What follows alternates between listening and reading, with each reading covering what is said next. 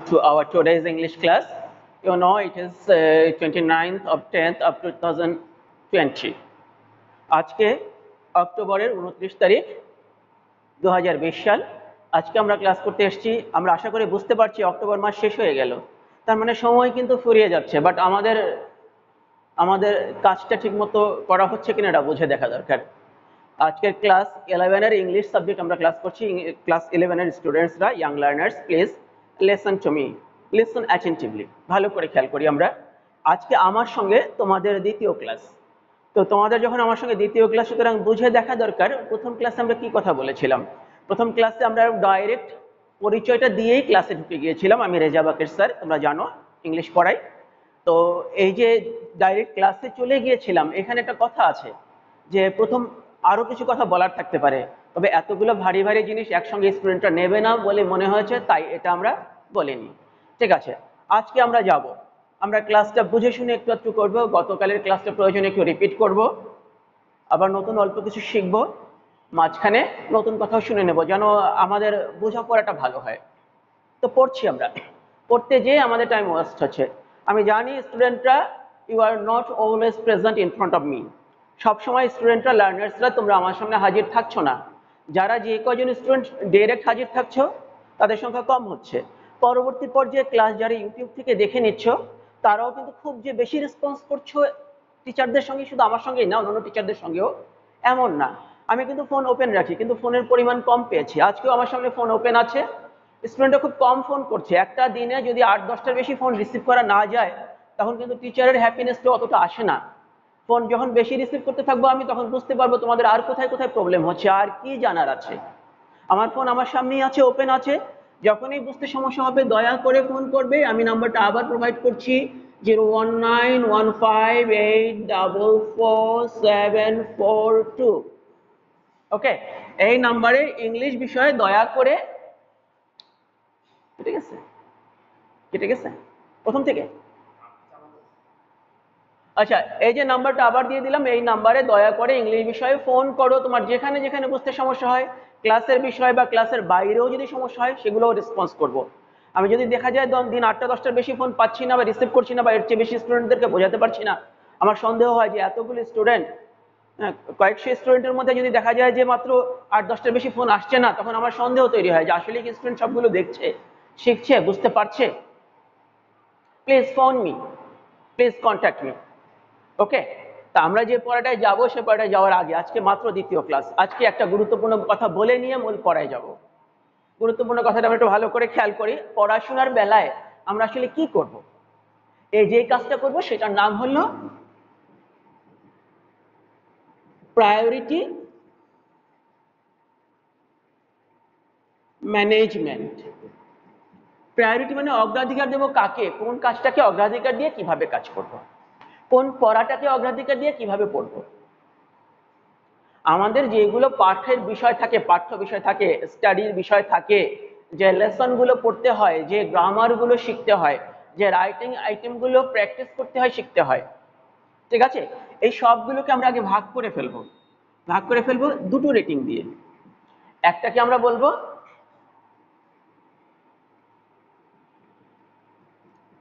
Important, আর একটাকে আমরা বলবো আর্জেন্ট। আচ্ছা, এই দুটো পার্থক্যটা আগে দেখি। ইম্পর্টেন্ট হলো সেই জিনিস যেটা আমরা বুঝি গুরুত্বপূর্ণ। যেমন আমার মনে হচ্ছে এই প্যারাগ্রাফটি পরীক্ষায় আসতে পারে, এটা আসার সম্ভাবনা খুব বেশি, তখন ওই প্যারাগ্রাফটিকে আমি বলি ইম্পর্টেন্ট। ওকে, আবার দেখা গেল যে আমার পরীক্ষা সকাল 10টায় শুরু, সকাল 7:30টার সময় বা 8টার সময় মনে পড়লো ওই প্রশ্নটা আসলে কি অ্যান্সার করবো সেটা আমি এখনো শিখিনি। তো ওই শেখাটা তখন আর্জেন্ট, সময় কম আছে, সময় নেই বললেই চলে, ওটা তখন আর্জেন্ট। বাংলায় একটাকে আমরা বলি গুরুত্বপূর্ণ, আর একটাকে বলি জরুরি। আশা করি বোঝাতে পেরেছি কোনটা ইম্পর্টেন্ট আর কোনটা আর্জেন্ট। যদি পড়াশোনার বাইরে যে হিসাব করি, তখন ধরি যেমন আমার প্রতিদিনের কাজগুলো করা ইম্পর্টেন্ট, আমার খাওয়া ইম্পর্টেন্ট, আমার ঘুমানো ইম্পর্টেন্ট, আমার শরীর মন সুস্থ রাখা ইম্পর্টেন্ট, আমার শেখা লেসন লার্নিংটা ইম্পর্টেন্ট।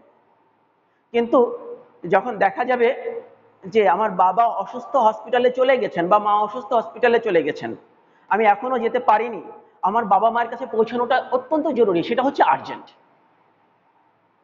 ওকে, বোঝাতে পারছি কি? আবার পড়ার বিষয়ে চলে আসি। তো ইম্পর্টেন্ট হলো যেটা পরীক্ষায় আসার সম্ভাবনা খুব বেশি ধরে নিয়েছি, সেটা হলো ইম্পর্টেন্ট। আর যেটা ওই কাজটা, ওই পরীক্ষার ওই পড়াটা করার সময় নেই, দ্রুত করতে হয়, ওটা হলো আর্জেন্ট। আমরা বোঝার জন্য, ইম্পর্টেন্ট বোঝার জন্য আমরা এই চিহ্নটা ব্যবহার করব, আই। আর্জেন্ট বোঝার জন্য আমরা ব্যবহার করব ইউ। ওকে, এই দুটো যদি থাকে, আরো দুটো থাকবে। একটা হবে নট ইম্পর্টেন্ট, এটাকে আমরা বুঝবো এন আই, এই কথাটা দিয়ে। আর একটা হবে নট আর্জেন্ট, এটাকে আমরা বুঝবো এন ইউ, এই কথাটা দিয়ে। Have I made it clear? I দিয়ে বুঝবো ইম্পর্টেন্ট, ইউ দিয়ে বুঝবো আর্জেন্ট। এন আই দিয়ে বুঝবো নট ইম্পর্টেন্ট, এন ইউ দিয়ে বুঝবো নট আর্জেন্ট। ওকে, আমরা এখনো পড়ায় ঢুকিনি, কিন্তু ওই সময় কম, অক্টোবরেরও শেষ হয়ে যাচ্ছে, আমরা পড়াটা কিভাবে করব সে স্টাইলটা বুঝে নিয়ে পড়ায় ঢুকবো প্লিজ। তাহলে আমরা আমাদের সমস্ত কাজগুলোকে এইগুলো দিয়ে রেটিং করব। বুঝে নেই, কোনো কোনো কাজ হবে আমার ইম্পর্টেন্ট অ্যান্ড আর্জেন্ট, কোনো কোনো কাজ হবে important but not urgent. Important এবং আর্জেন্ট, গুরুত্বপূর্ণ এবং জরুরি। গুরুত্বপূর্ণ কিন্তু জরুরি নয়। আরেকটা, আর এক ধরনের কাজ হবে নট ইম্পর্টেন্ট বাট আর্জেন্ট, জরুরি কিন্তু অত গুরুত্বপূর্ণ না। আর এক ধরনের কাজ not important and even not urgent. Okay, তো যেই কাজগুলো ইম্পর্টেন্ট এবং আর্জেন্ট, যেমন ওই প্যারাগ্রাফটা পরীক্ষায় আসার চান্স খুব বেশি, আমার হাতে সময় নেই, সুতরাং প্যারাগ্রাফটা এলে কি অ্যান্সার করবো আমি বুঝে নেওয়ার চেষ্টা করছি, সময় যেহেতু নেই, একটু ধারণা নিয়ে বুঝে নিয়ে গেলাম পরীক্ষার হলে যেন লিখতে পারি। এটা হলো ইম্পর্টেন্ট অ্যান্ড আর্জেন্ট। এই ধরনের পড়াশোনাগুলোকে আমরা সবচেয়ে গুরুত্ব দেব। এই ক্যাটাগরিটার নাম দিলাম আমরা ক্যাটাগরি নাম্বার 1। ওকে, ইম্পর্টেন্ট কিন্তু আর্জেন্ট নয়।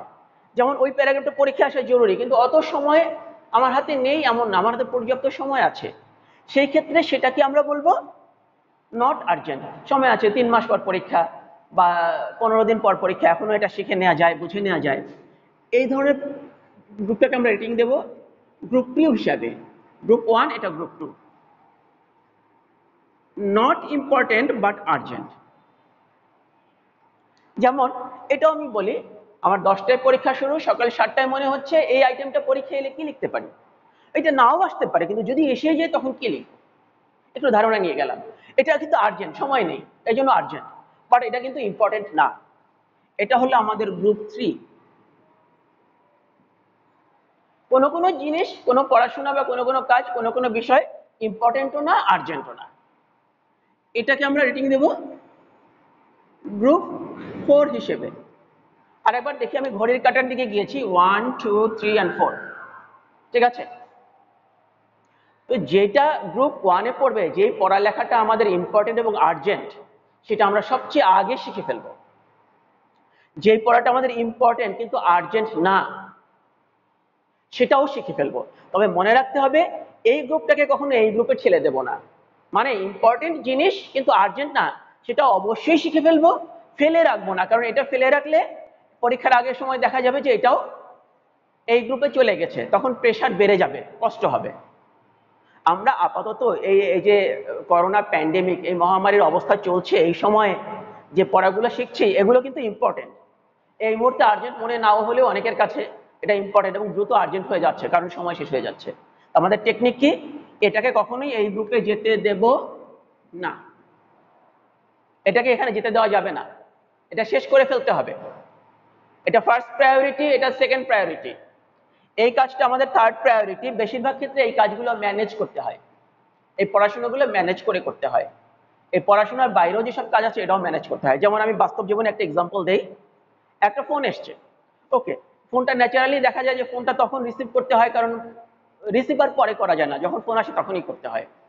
তবে আমাদের মনে রাখতে হবে এটা ইম্পর্টেন্ট নাও হতে পারে। দেখলাম ইম্পর্টেন্ট না, আমি জানি এটা ইম্পর্টেন্ট না, এটা চাইলে পরে ফোন ব্যাক করা যায়, পরে প্রয়োজনে ফোন ব্যাক করলাম। বন্ধুর গালগল্প অ্যাটেন্ড করার জন্য পড়াশোনার সময় এটা অ্যাটেন্ড করার দরকার নেই, ফোনটা করলাম না, পরে প্রয়োজনে ব্যাক করলাম। বা একান্তই গুরুত্বহীন একটা ফোন, ওটা কিছুই করলাম না, অন্য কোনোভাবে ম্যানেজ করলাম বা করালাম, এটা হলো নট ইম্পর্টেন্ট বাট আর্জেন্ট। পড়াশোনার বেলাতেও ঠিক আমরা একই কাজটা করব, এটা বেশিরভাগ ক্ষেত্রে ম্যানেজ করতে হয়। আর যেই পড়াটা অথবা বাস্তব জীবনের যে কাজটা ইম্পর্টেন্টও না আর্জেন্টও না, সেটা বাদ দিতে হয়।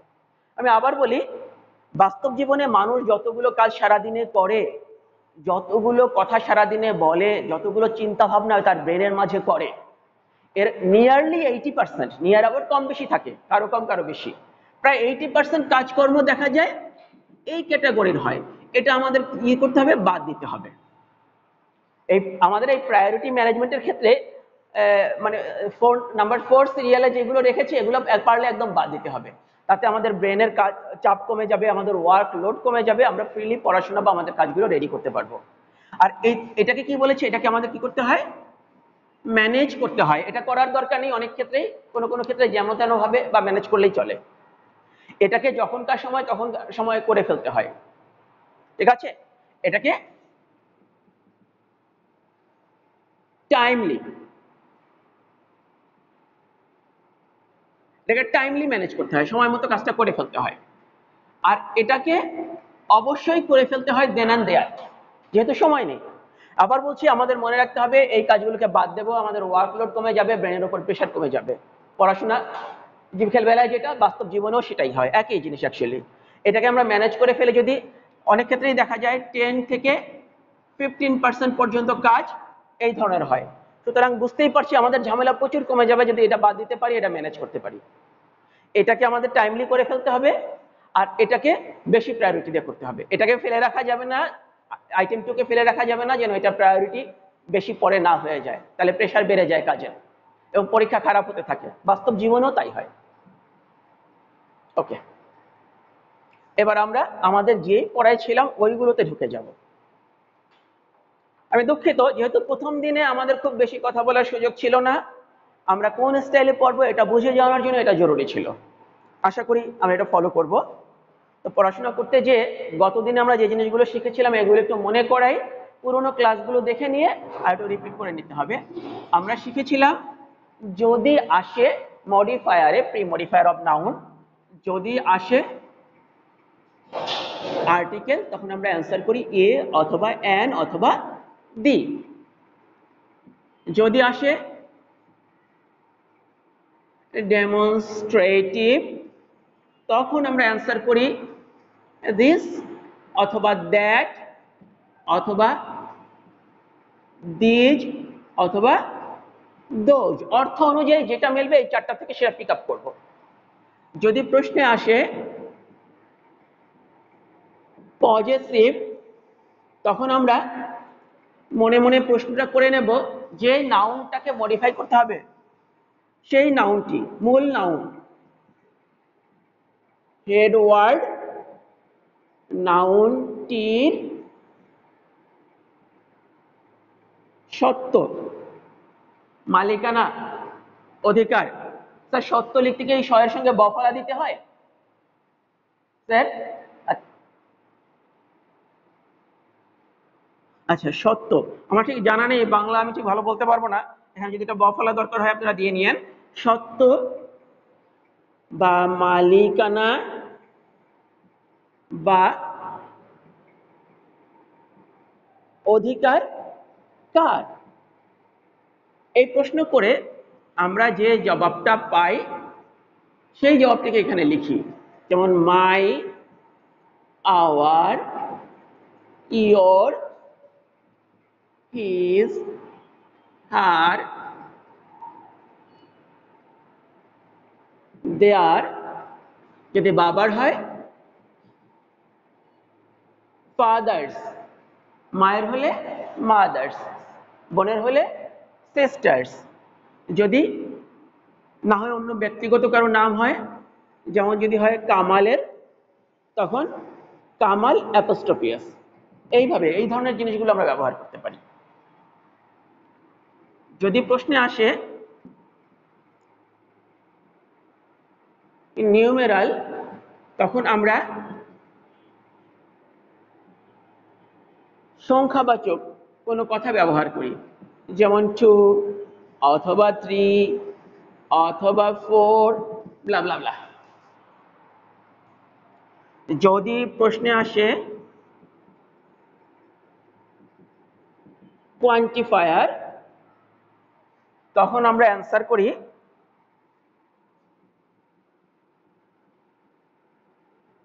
পরিমাণবাচক কোনো শব্দ, যেমন কয়টা বা কতজন বা কতখানি, এই প্রশ্নগুলো করে মনে মনে যে উত্তর পাই সেটাই। যেমন all, both, some, any, no, every, each, few, little, much, more, many, several, ব্লা ব্লা ব্লা। নানা রকম অ্যান্সার এভাবে করা সম্ভব। আমাদের প্রশ্ন করতে হবে ওই যে পরে নাউনটা আছে, হেডওয়ার্ড নাউনটা, ওই নাউনটা কতখানি, কতজন বা কতটুকু, পুরোটাই, তখন অল বা সবাই, সকলেই, অল, দুজনেই বা দুটোই, বোথ। এইভাবে আমরা অ্যান্সারগুলো করি পরিমাণবাচক। যদি প্রশ্নে আসে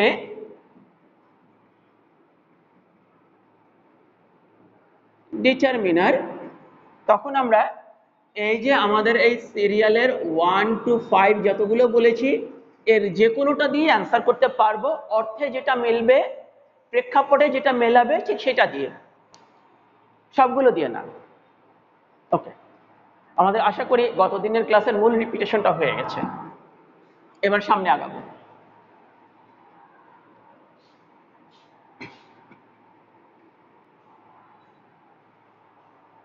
কয়েকটা জিনিস খেয়াল করি।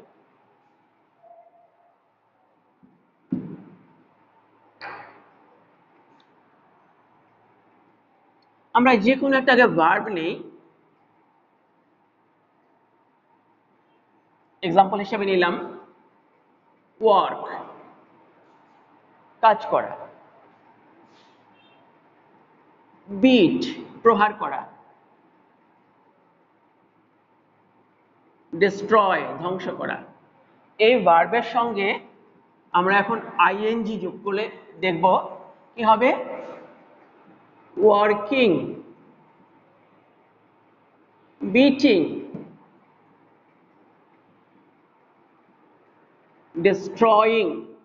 এই যে ভার্বের সঙ্গে আইএনজি যোগ করলাম, এই আইটেমটার নাম হলো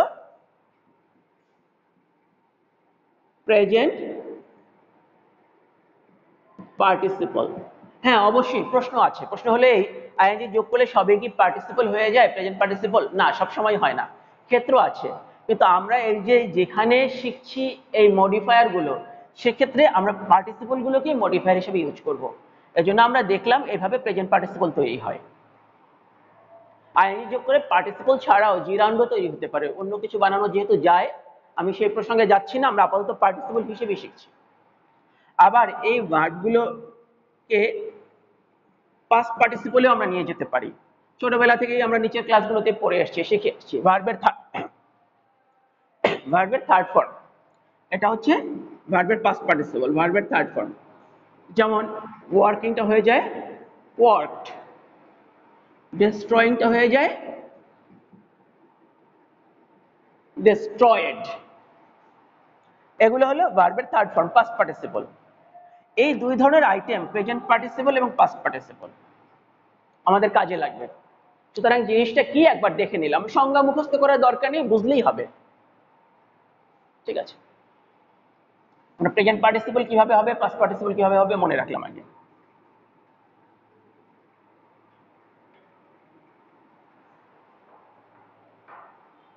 এই যে পার্টিসিপল বলা হয় এর কারণটা এবার বলি তাহলে। এই পার্টিসিপল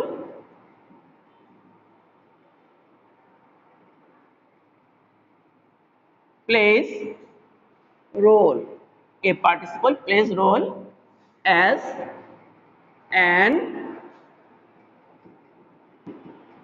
adjective। এটা কিসের ভূমিকা পালন করে? একটা অ্যাডজেক্টিভের ভূমিকা পালন করে। সো আমরা আসলে মাথায় রাখছি অ্যাডজেক্টিভ। ওকে, এবারে দেখি স্ট্রাকচারটা। Adjective plus noun. এই নাউনটা হলো মূল নাউন, হেড ওয়ার্ড। এটাকে মডিফাই করতে হবে। কি দিয়ে মডিফাই করব? অ্যাডজেক্টিভ দিয়ে, বা পাশে। ঠিক আছে, এটা হলো মডিফায়ার অফ নাউন। এটা এখানে হচ্ছে নাউনের মডিফায়ার, আর এর পাশে আছে এটা headward noun. Have I made it clear? একটা এক্সাম্পল দেখি।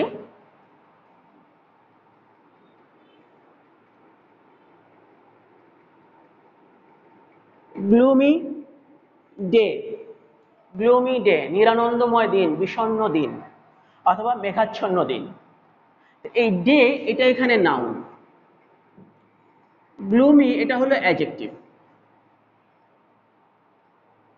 ওকে, তাহলে এখানে কি করছে? গ্লুমিটা ডেটাকে মডিফাই করছে।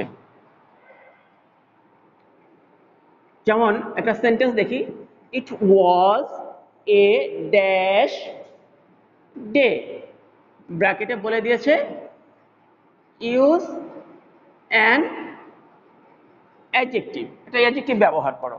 তাই আমি এখানে কি অ্যান্সার করলাম? এই গ্লুমিটা,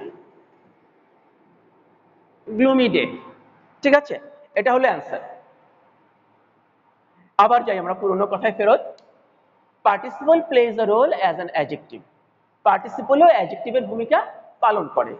তাহলে এখানে অ্যাডজেক্টিভের বদলে অন্য কোনো পার্টিসিপলও হয়তো ইউজ করা যেতে পারত।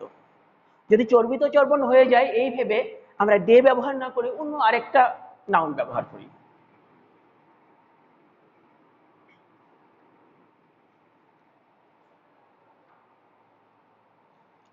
মনে করি এটা একটা সূর্য, সান। সূর্য থেকে আলো আসছে, আলো আসছে, যে আলো আসছে এই সূর্য যে কিরণ দিচ্ছে, কিরণ দেওয়াটাকে আমরা একটু চিন্তা করি, শাইন, SHINE, শাইন। আমরা কি করব? পার্টিসিপল ব্যবহার করব। তো যখন এই পার্টিসিপল ব্যবহার করব আমরা আবার মনে করি দুটো পার্টিসিপল আমরা দেখেছি, একটা হচ্ছে প্রেজেন্ট পার্টিসিপল আর একটা পাস্ট পার্টিসিপল। প্রেজেন্ট পার্টিসিপল করার সময় ভার্বের সঙ্গে ING ব্যবহার করেছি। তাহলে এখানে হতে পারে শাইনিং সান, শাইনিং সান। এটি হেডওয়ার্ড নাউন, এটি অ্যাডজেক্টিভ। কেমন অ্যাডজেক্টিভ? অবশ্যই এটি অ্যাডজেক্টিভের রোল প্লে করে, অ্যাডজেক্টিভের ভূমিকা পালন করছে। কিন্তু এটা কেমন অ্যাডজেক্টিভ? এটা হচ্ছে প্রেজেন্ট পার্টিসিপল। ওকে, তাহলে প্রশ্নের স্টাইলটা দেখি। The dash San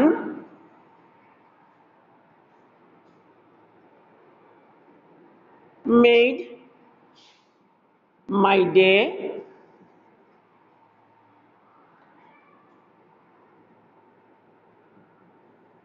tough। আমার দিনটাকে কঠিন করে দিয়েছো।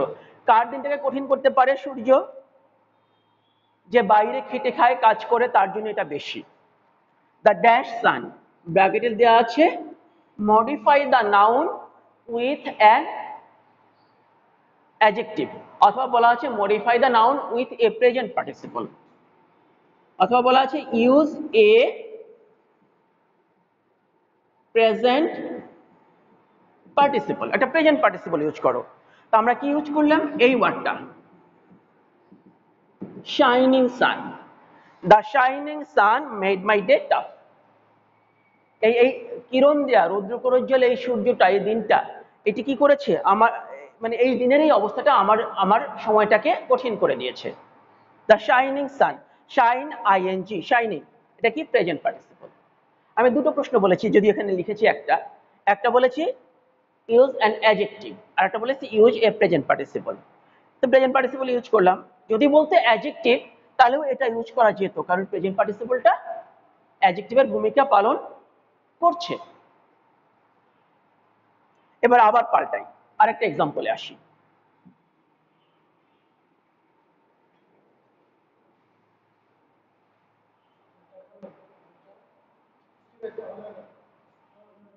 মনে করি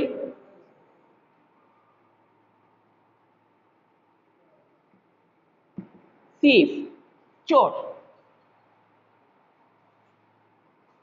চোরটা ধরা খেয়ে পিটুনি খেয়েছে, পুলিশের হাতে হোক আর যার হাতেই হোক।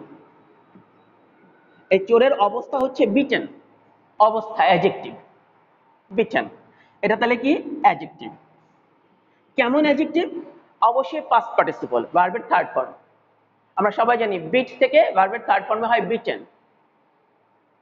গো এর ভার্বের থার্ড ফর্ম কি? Gone. Go second form went, third form gone. Do ভার্বের মেইন ফর্ম, সেকেন্ড ফর্ম হচ্ছে ডিড, থার্ড ফর্ম হচ্ছে ডান। ঠিক তেমনি বিট থেকে থার্ড ফর্ম এসছে বিটেন। তাহলে এটা হচ্ছে ভার্বের থার্ড ফর্ম। তাহলে এটার গালভারি নাম হচ্ছে past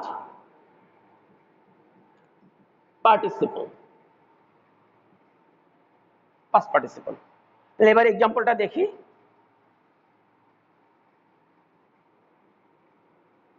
I saw the dash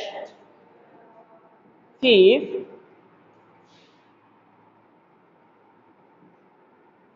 is free now. ব্র্যাকেটে বলা আছে modify the noun with a past participle. ওকে, ব্র্যাকেটে বলা আছে modify the noun with the past participle. আমি দেখেছিলাম থিফটি এখন ফ্রি, মুক্ত, চোরটা এখন মুক্ত। কারণ যারা চোরটাকে পিটিয়েছে তারা হয়তো মনে করেছে শাস্তি এনাফ হয়েছে, এবার ছেড়ে দিই, তো এনাফ শাস্তি হয়ে গেছে, ভালো কথা। তাহলে এখানে থিফের অবস্থা কি? বিটেন। এই অবস্থাটা কি করেছি? ভার্বের third form past participle, answer করলাম দ্য বিটেন থিফ। তাহলে এখানে এই গ্যাপটার জন্য আমাদের অ্যান্সার হচ্ছে বিটেন। প্রশ্ন কি আসছে? Past participle. যদি প্রশ্নে বলতো modify the noun with A participle, তখনও বিটেন লিখতে পারতাম, কারণ প্রেজেন্ট পার্টিসিপল একটা পার্টিসিপল, পাস্ট পার্টিসিপল একটা পার্টিসিপল, অর্থে যেটা মিলে সেটা দিয়ে অ্যান্সার করলেই হয়। ওকে, যদি প্রশ্নে বলতো ইউজ অ্যান অ্যাডজেক্টিভ, তাহলেও এই অ্যান্সারটা শুদ্ধ, কারণ বিটেনটা একটা অ্যাডজেক্টিভই বটে, কারণ সকল পার্টিসিপলেই অ্যাডজেক্টিভের কাজ করে, অ্যাডজেক্টিভের রোল প্লে করে। ওকে, যে তিন ধরনের উল্লেখ করে প্রশ্ন আসতে পারে, অ্যান্সার কিন্তু একই স্টাইলে। Have I made it clear? যদি বোঝাতে পেরে থাকি তো প্র্যাকটিসও করতে হবে এই অনুযায়ী, দেখে দেখে বুঝে নিয়ে। এই পর্যন্ত যা লিখেছিলাম এইটুকু বুঝলাম। এবার একটা অন্য জিনিস দেখি, একটু ট্রিকি মনে হবে হয়তো, বিষয়টা দেখলেই বুঝবো। যেমন একটা গাছ, ট্রি, ভালো কথা। গাছটা কিসের গাছ? কি গাছ? বিভিন্ন রকম গাছ পৃথিবীতে আছে। মনে করি এটা একটা আম গাছ, আমি কি লিখলাম? ম্যাঙ্গো ট্রি, আম গাছ। তাহলে এই কার কথা বলছি? আমের কথা কিন্তু বলছি না, আমরা বলছি গাছের কথা। তাহলে গাছটা হচ্ছে মূল নাউন, এটা হচ্ছে হেডওয়ার্ড নাউন, মূল নাউন। তাহলে ম্যাঙ্গোটা কি? এই গাছটাকে মডিফাই করছে, এটা হচ্ছে এই ট্রির মডিফায়ার। এটা হচ্ছে modifier of that headward noun, এই হেডওয়ার্ড নাউনের মডিফায়ার। মজার ব্যাপার, আমরা যদি ট্রিটা বাদ দিয়ে শুধু ম্যাঙ্গোটার দিকে তাকাই, আমরা বুঝবো ম্যাঙ্গোটা দিয়ে আম একটা ফলের নাম বোঝাচ্ছে, এটা একটা নাউনের মতোই। সুতরাং আলাদাভাবে মনে হবে ম্যাঙ্গোটা একটা noun, but in this situation, এই প্রেক্ষাপটে, এই সার্কামস্টেন্স যখন আমরা বিচার করি, তখন দেখবো ম্যাঙ্গোটা আসলে নাউনের কাজ করতে পারছে না। এটা কিসের কাজ করছে? এই নাউনটাকে মডিফাই করে এটা অ্যাডজেক্টিভ হয়ে গেছে। এটা কি হয়ে গেছে? অ্যাডজেক্টিভ হয়ে গেছে। এই ধরনের অ্যাডজেক্টিভকে আমরা বলি নাউন অ্যাডজেক্টিভ। কি বলবো? Noun adjective. আমি বোঝাতে পেরেছি নাউন অ্যাডজেক্টিভ জিনিসটা কি? এমন একটা নাউন যেটা পরের হেডওয়ার্ড নাউনটাকে মডিফাই করবে, সেটা তখন আর নাউন থাকবে না, তখন সেটা অ্যাডজেক্টিভের রোল প্লে করবে। মানে আগে ছিল আসলে নাউন, কিন্তু কাজ করছে এখন অ্যাডজেক্টিভে। ওই সুকুমার রায়ের গল্পের মতো, ছিল রুমাল হয়ে গেল বেড়া। যারা সুকুমার রায় পড়ার অভ্যাস আছে আশা করি তারা জানে, অথবা সুকুমারের গল্পগুলো যেখানে নাটক হয়েছে বা নাটিকা হয়েছে সেগুলো যারা দেখেছে। যাই হোক, ম্যাঙ্গো ট্রি যেমন একটা স্টুডেন্ট, একজন শিক্ষার্থী, তা বা পাশে স্টুডেন্টটাকেই আমরা বলছি, কি বললাম? College student. আমরা কিন্তু কলেজকে বোঝাচ্ছি না, আমরা বোঝাচ্ছি স্টুডেন্টকে। তাহলে কলেজটা হলো আলাদাভাবে, কলেজ বললে আমাদের চোখের সামনে হয়তো কলেজের ছবি ভাসতো, কিন্তু যখন আমরা বলছি কলেজ স্টুডেন্ট, তখন আমরা কলেজকে নিয়ে ভাবছি না, আমরা ভাবছি স্টুডেন্টকে নিয়ে। সে কলেজ গোয়িং, মানে কলেজে পড়ে, সেই শিক্ষার্থী কলেজে পড়ে, হয়তো তার কলেজের বই খাতাপত্র আছে, অথবা কলেজে সে ভর্তি হয়েছে, অথবা তার কলেজের নির্দিষ্ট কোনো ইউনিফর্ম ড্রেস পরা, বা কাঁধে একটা ব্যাগ যেখানে কলেজের বই খাতা ইত্যাদি দেখে মনে হচ্ছে কলেজ স্টুডেন্ট, বা পাড়ার লোকে জানে সে কলেজে পড়ে, কলেজ স্টুডেন্ট। তাহলে এখানে কলেজটা গুরুত্বপূর্ণ না, গুরুত্বপূর্ণ হচ্ছে স্টুডেন্ট। তাহলে এই কলেজটা কি? এটা হচ্ছে নাউন অ্যাডজেক্টিভ। ওকে, তাহলে আমি লিখি প্রশ্ন আকারে।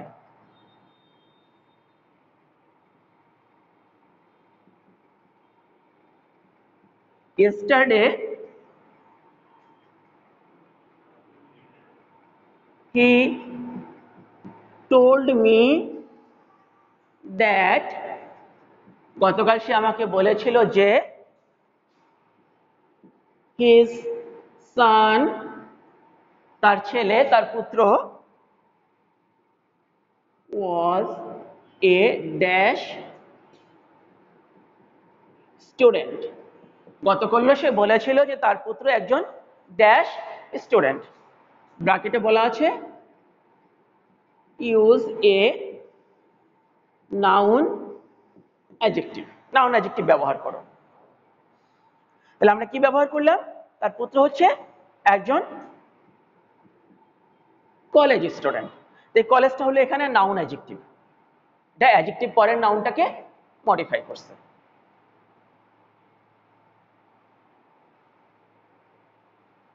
ঠিক আছে, তো আমরা দেখলাম যে নাউনের প্রি মডিফায়ার হিসেবে, মানে নাউনের